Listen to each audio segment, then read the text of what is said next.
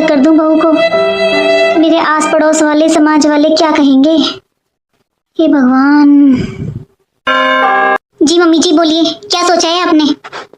अरे बेटा सोचा क्या है, देखो मैं तो कभी नहीं चाहती कि तुम घर से अलग हो, लेकिन बेटा अगर तुमने सोच ही लिया है कि तुम्हें अलग होना है तो तुम हो जाओ अलग।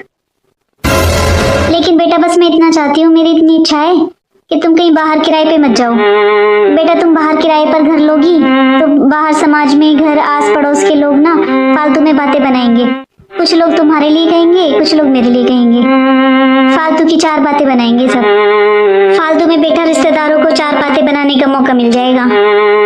इसलिए बेटा मैं चाहती हूँ कि तुम ना इस घर में ही अलग हो जाओ। क्या ये क्या कह रहे मम्मी जी, आप घर के अंदर ही अलग? ऐसे कैसे मम्मी जी, मैं कुछ समझी नहीं। मतलब ये कि बेटा आज से तुम अपना अपना काम करो, हमारा कोई काम मत करना। एक काम करो बहू, तुम गुड्डू के पास फोन करके तुम अपने राशन का सामान, किचन का जो तुम्हें चाहिए मंगवा लो, वो ले आएगा। तुम किचन भी यूज करो, सब कुछ यूज करो, अपना खाना बनाओ।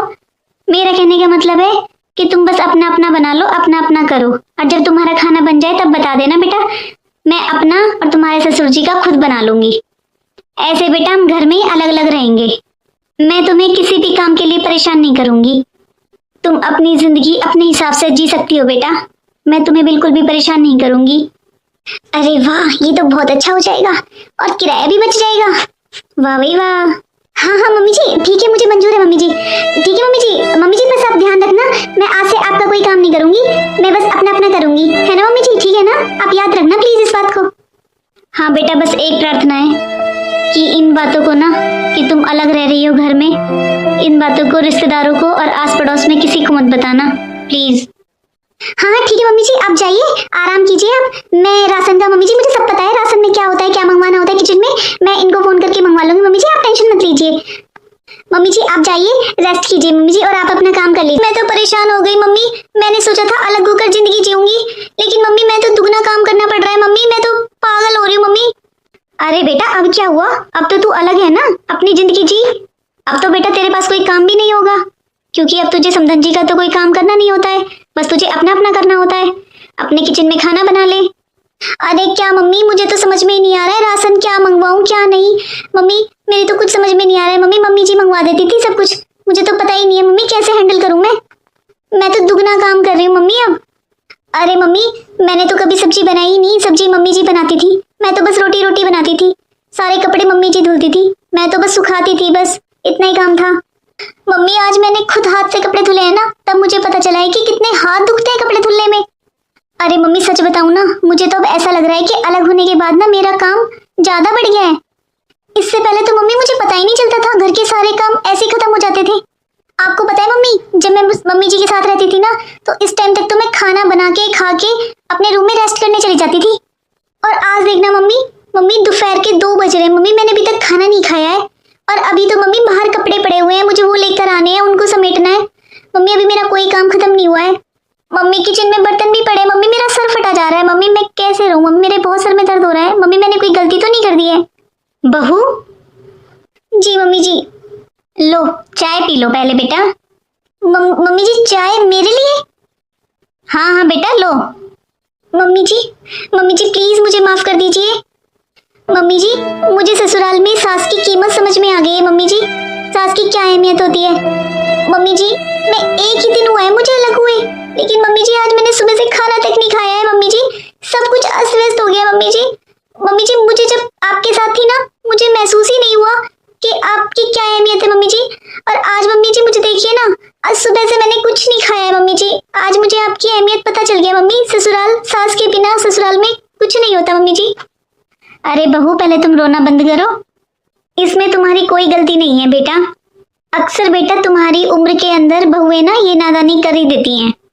तुम तो नादान थी बेटा, पर मैंने तो दुनिया देखी है ना, मैं फिर कैसे अपना घर टूटने दे सकती हूँ। देखो बेटा, जो ये सास ससुर से अलग रहने की जो बातें होती है ना, ये सुनने में देखने में बहुत अच्छी लगती हैं बेटा। जब हमारी नई नई शादी होती है ना और हम ससुराल में आते हैं, तो हमारे मन में कहीं ना कहीं ये चलता है कि हम इन सास ससुर से, परिवार से, ससुराल वालों से अलग रहेंगे तो पता नहीं हम कितनी अच्छी जिंदगी जिएंगे, हम ऐश करेंगे, हम अपनी जिंदगी अपने हिसाब से जिएंगे, चाहे जहाँ घूम फिर सकेंगे, अपने हिसाब से अपने कपड़े पहन सकेंगे, कोई रोक टोक करने वाला नहीं होगा, ये सब कर सकेंगे। लेकिन सच्चाई ये है बेटा, जब हम अलग होते हैं ना तो पूरी गृहस्थी का बोझ हमारे कंधों पर आ जाता है। फिर हमें समझ ही नहीं आता है कि हम क्या करें क्या नहीं करें। बेटा जब सास ससुर के साथ रहते हैं तो वो सब देख लेते हैं, हमें पता ही नहीं चलता है कि क्या करना है क्या नहीं, वो सब खुद ही कर लेते हैं। लेकिन जब हम अलग होते हैं ना तो घर में सब कुछ हमें खुद ही देखना पड़ता है। घर में क्या लाना है, घर को कैसे चलाना है, किस चीज की जरूरत है, ये सारे काम सारी जिम्मेदारियां हमें खुद करनी पड़ती हैं। और शायद यही वजह है कि जब नई नई शादी होती है ना और जो हस्बैंड वाइफ अलग हो जाते हैं परिवार से, तो उनके बीच में थोड़ा किचकिच होने लग जाती है, थोड़ा झगड़ा सा होने लग जाता है। वो यही बातें होती हैं क्योंकि उन पे ना वो नादानी में अलग तो हो जाते हैं लेकिन वो जिम्मेदारियों के वजन को संभाल नहीं पाते हैं। बेटा हम सबको लगता है कि अलग होने में बहुत खुशी है, लेकिन सच बात तो ये है कि अलग होने में कोई खुशी नहीं है। जो खुशी बेटा अपनों के साथ रहकर मिलती है ना वो अलग होकर कभी नहीं मिलती है। वो कहते हैं ना बेटा, ताली दोनों हाथों से बजती है। कहीं ना कहीं बेटा मेरी भी गलती रही है। मैंने बेटा सच में तुम्हें थोड़ा टाइम ही नहीं दिया। तुम थोड़ी देर बैठती थी और मैं तभी तुम्हें कोई ना कोई काम बता देती थी। नहीं मम्मी जी, वो काम मुझे बता दीजिए, मैं वही कर लूंगी।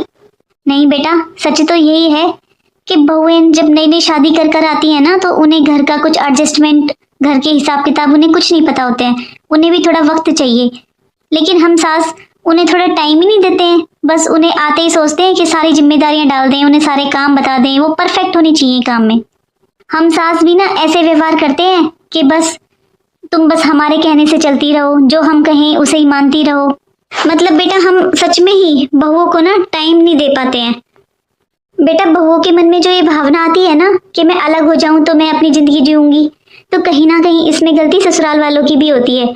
हम जो सास होती है ना बस पीछे पड़ जाते हैं, तुम लोगों को टाइम ही नहीं देते और बस यहीं से परिवार में फूट पड़नी शुरू हो जाती है। बस इसीलिए। और तुम्हें पता है बहू, ये आइडिया तुम्हारी मम्मी का ही था। क्या? मेरी मम्मी का? हाँ बेटा, समधन जी बहुत अच्छी हैं। वो आज के टाइम में ऐसी हैं कि अगर वो चाहती तो तुम्हें भड़का सकती थी, मेरे खिलाफ कुछ उल्टा सीधा बोल सकती थी, लेकिन उन्होंने मेरे पास फोन किया और तुम्हारी मन की स्थिति को मुझे बताया। उन्होंने ही मुझे सुझाव दिया था कि मैं तुम्हें कहीं बाहर नहीं जाने दूंगी, अलग घर में ही अलग रहने के लिए बोलूं। पता है बहू, आजकल हर जगह से कहीं ना कहीं से मैंने कई जगह ये बातें सुनी है कि बेटी की माँ ने अपनी बेटी का घर तोड़ दिया, अपनी बेटी का घर तोड़ने वाली माँ। अरे भाई, अगर उस माँ को अपनी बेटी का घर तोड़ना ही होता तो वो बेटी का घर बसाती ही क्यों? कोई कहता है कि माँ अपनी बेटी से बात करती रहती है, बहू अपनी माँ से बात करती रहती है। क्यों भाई, क्यों ना करे? बेटी है वो 20-22 साल उस घर में रही है, तो कैसे तो वो माँ छोड़ दे अपनी बेटी को दूसरों के घरों में, कैसे वो बहू छोड़ दे अपनी माँ को? बस यही बेटा, थोड़ी बहुत गलती ससुराल वालों की भी होती है, जो बहुओं के मन में ये भावना आती है कि मुझे इनसे अलग होना है। ना तो हर जगह बेटा बहुएं ही गलत होती हैं और ना हर जगह सास गलत होती हैं।